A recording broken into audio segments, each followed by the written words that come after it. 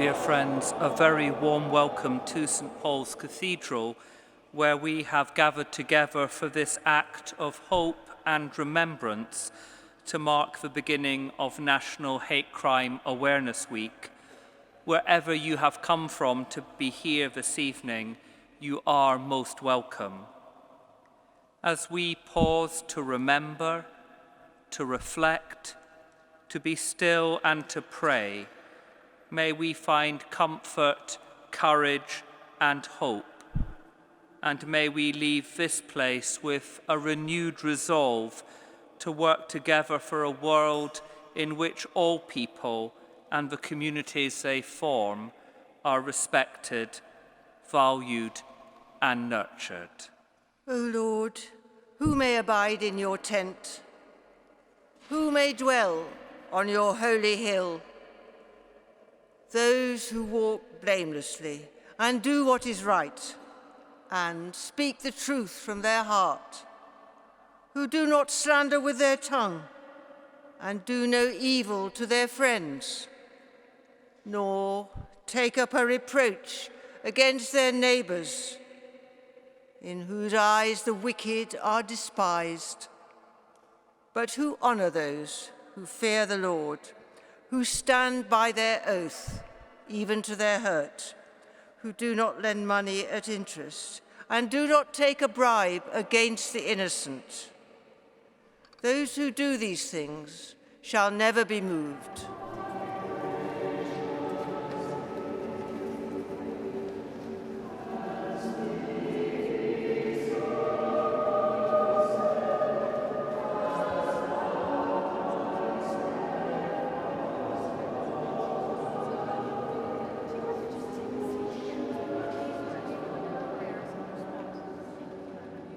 I want to start by saying there is no last acceptable form of hate crime.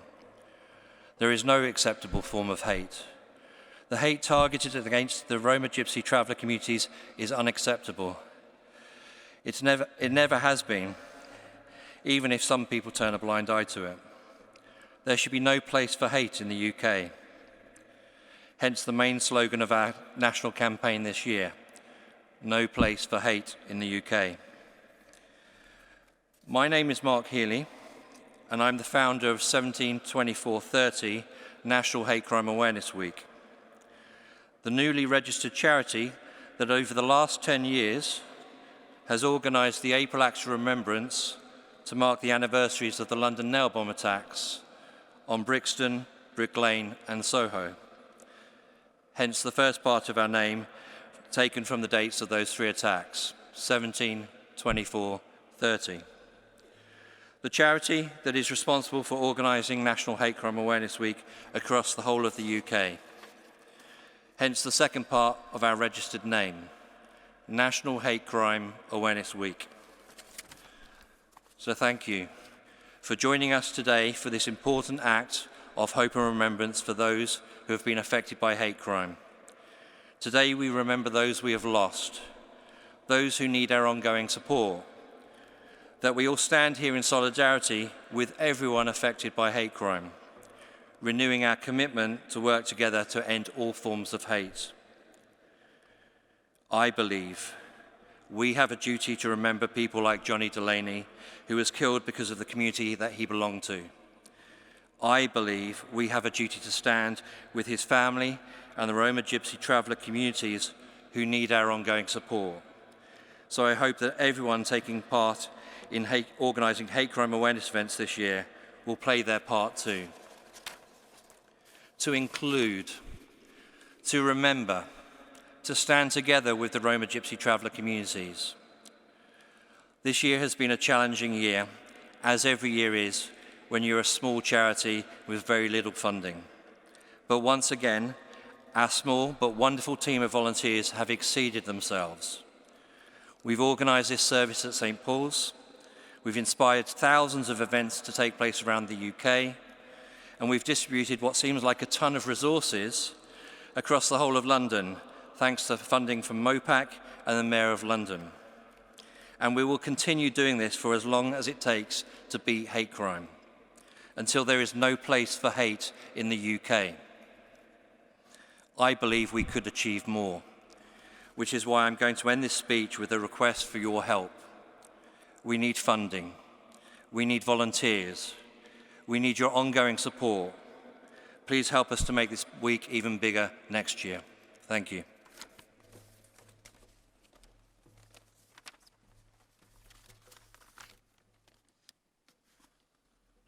Good evening. On this 8th anniversary of National Hate Crime Awareness Week, we are here as a community and as hate crime ambassadors to remember all the victims of hate crime around the world. We stand tonight in solidarity with Johnny Delaney's family, his mother Winifred, known to us as Cuzzy, and his Aunt Bridget. We want them to know that Johnny will be remembered.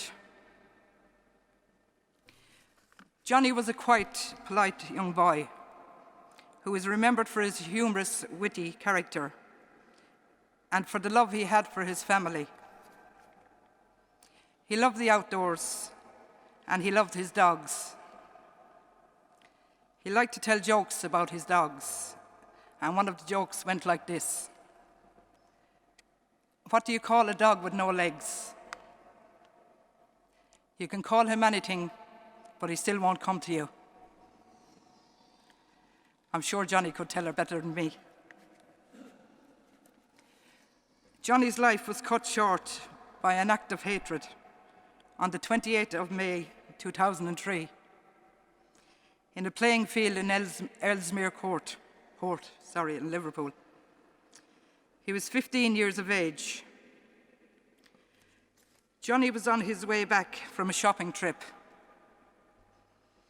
and he was in the field where his family were staying in their caravans. Johnny was running back with his friends, and he was set upon by a gang of youth.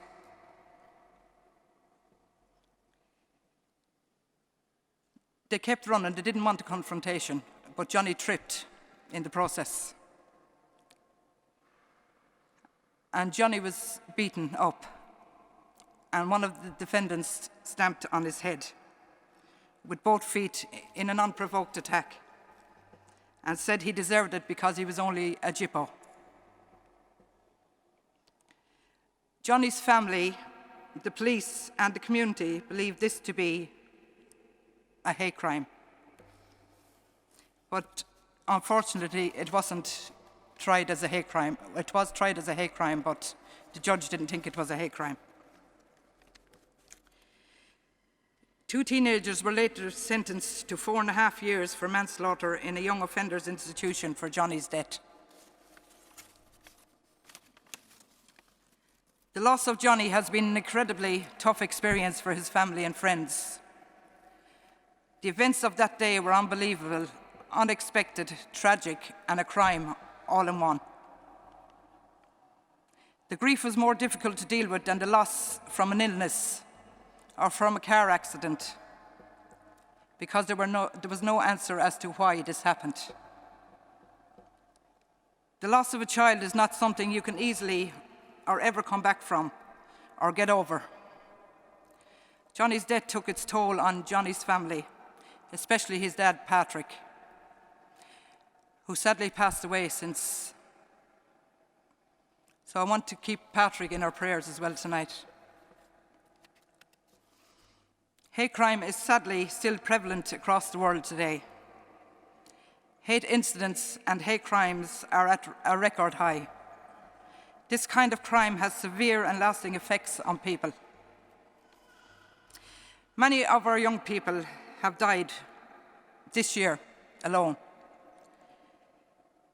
And I believe that some of them deaths can be attributed to the psychological effects of prejudice, discrimination, and hate crime. Hate breeds hate, and the cycle continues until someone is willing to break it.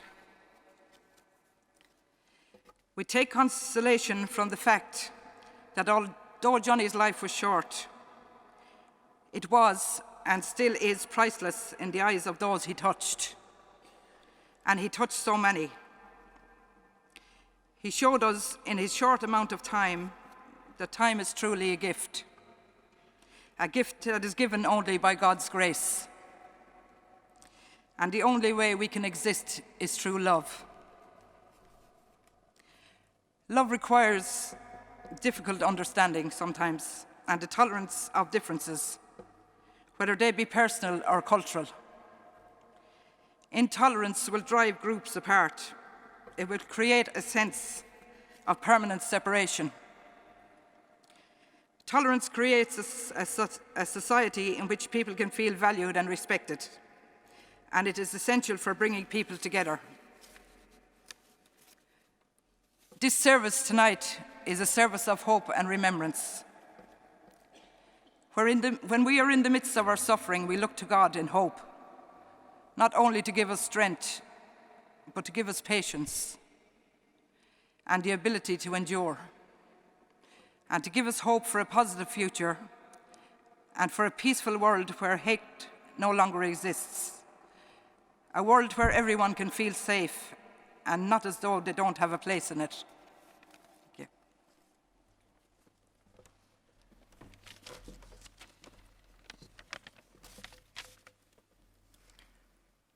Let's put my glasses on. I can actually read what I'm going to say now. I'm speaking on behalf of Mrs. Delaney Cuzzy and the family. And firstly, Mrs. Delaney would like to express her sorrow at not being able to be here at such a significant event. I know we all wish her a speedy recovery.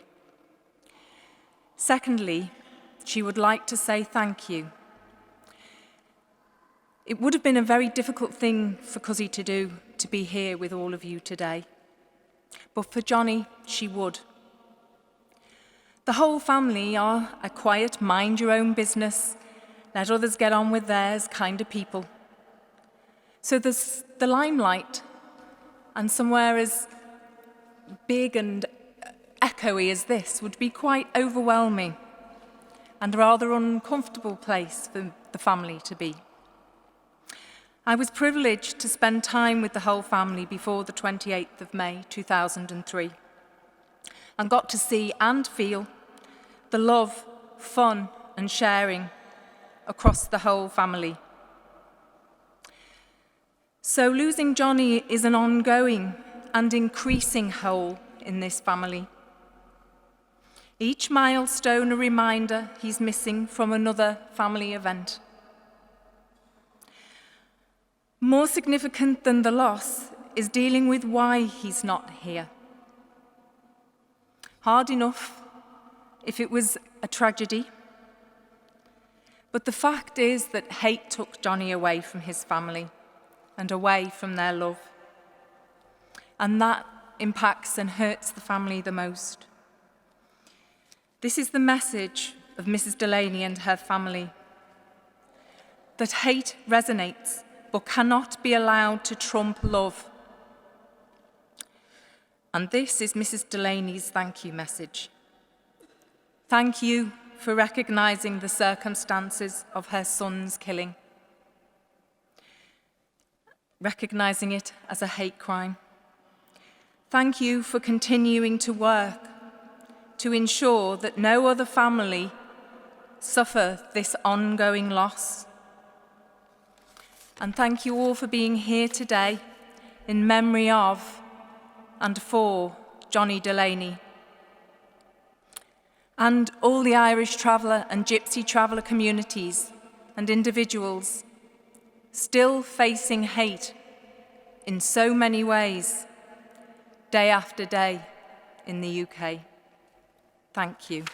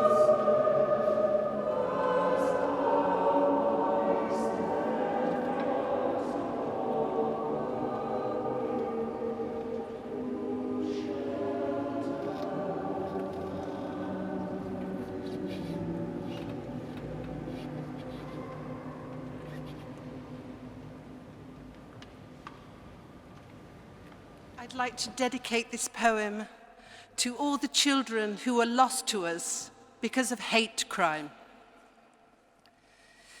In this week, across our nation, we stand united in this call. There is no place for hatred, because hatred hurts us all.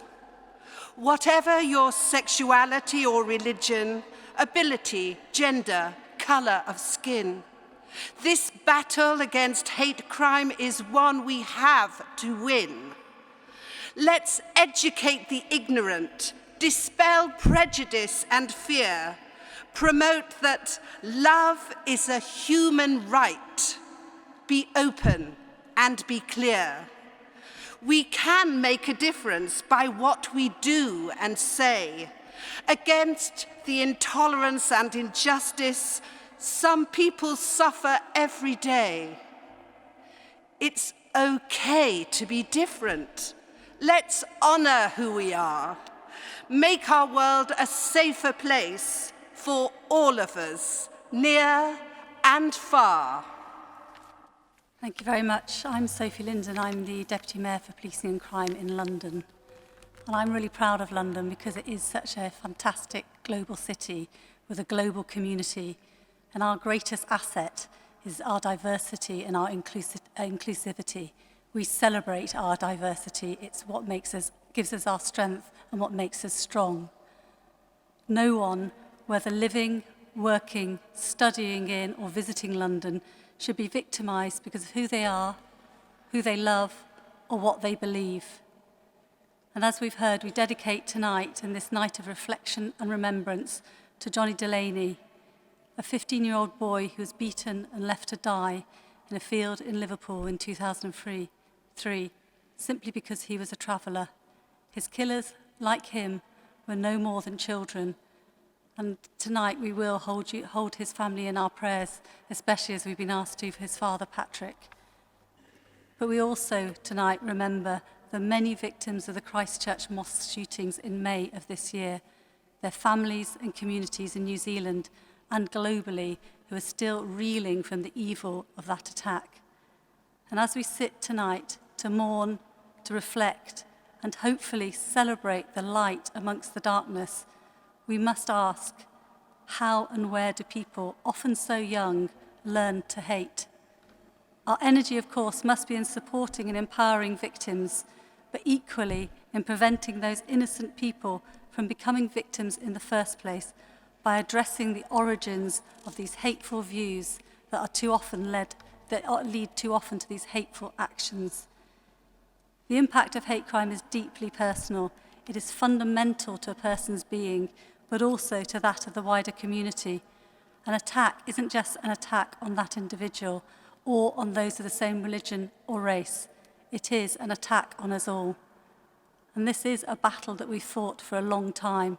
With the murder of Stephen Lawrence and the attacks on Brick Lane, Brixton and Soho in the 90s, the murders of Sophie Lancaster and Ian Bainham in the 2000s, and the murder of Mohammed Salim just a few years ago in 2013. And only a few weeks ago in London, a young female couple were brutally assaulted on a London bus simply for being a couple. And although we've come a long way in recognising hate crime and the need to combat it, we are all too sadly regularly reminded that this harm is still with us. Whether it be in the terror attacks we faced in London and Manchester, or the actions of those who use such events to try and divide us, all these actions are born of a hatred and intolerance that we cannot and we will not accept. On behalf of the Mayor, I'm immensely proud to stand with people from all walks of life in this city who come together to support each other at these tragic times and publicly reject messages of intolerance and hatred that stem from them. And I know the Mayor is equally proud to have had the privilege to play a part in the wonderful London Pride celebrations, 50 years strong this year and more important than ever. And as I look around this evening, I see men, women and children of all races, religions, sexual orientations and communities, and I'm deeply heartened to be able to stand together with you all as a proud Londoner and the Deputy Mayor of this great, great city against all forms of hate in our community. Thank you for all you do to celebrate everything which binds us together. And in the words of the late, great Joe Cox, we have far more in common than that which divides us. And tonight is absolutely, certainly proof of that.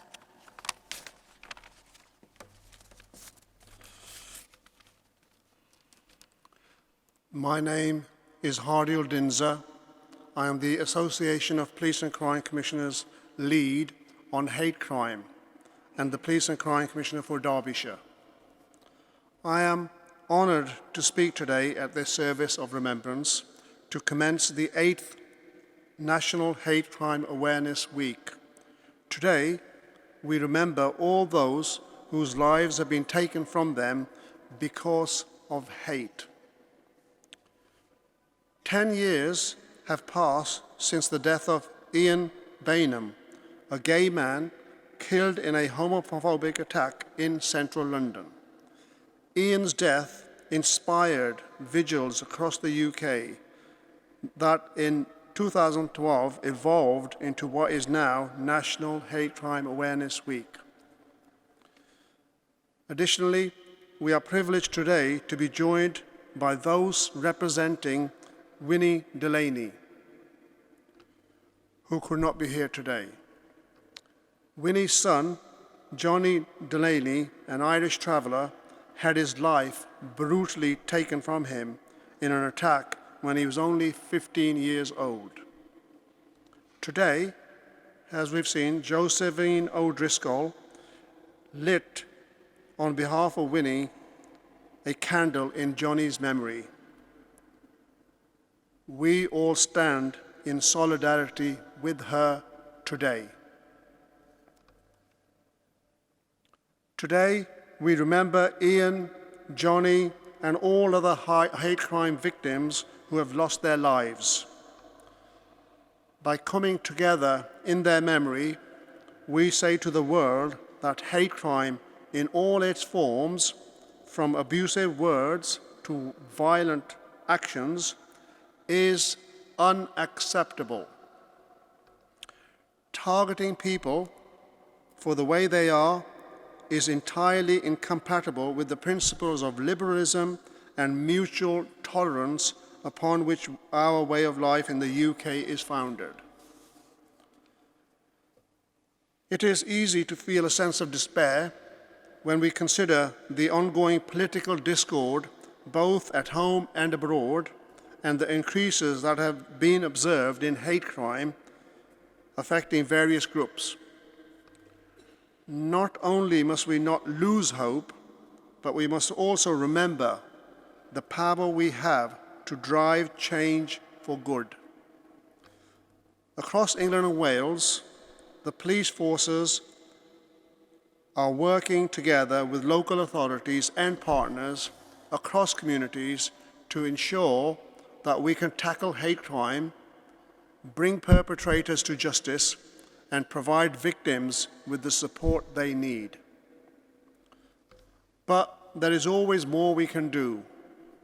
That is why, this year, I have written to all my Police and Crime Commissioner colleagues, encouraging them to take part in the No to Hate campaign developed by my office.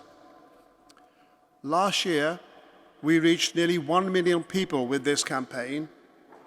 This year, we want to build on this success and take the opportunity to reassure all our communities that hate will not be tolerated.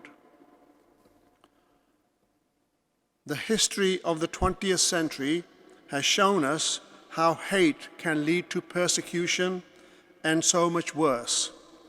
That is why, no matter if you are targeted for abuse because of your race, religion, gypsy, Roma, traveller identity, sexual orientation, transgender status, disability, or any intersection of these characteristics, you should feel confident in coming forward to the police so that together we can work towards eradicating this crime type.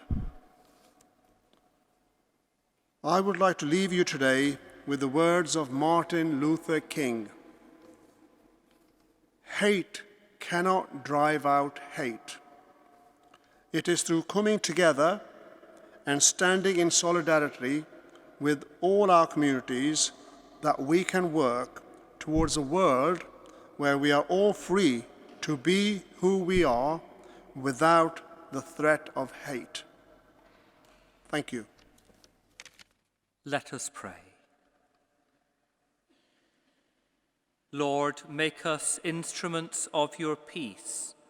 Where there is hatred, let us sow love. Where there is injury, pardon.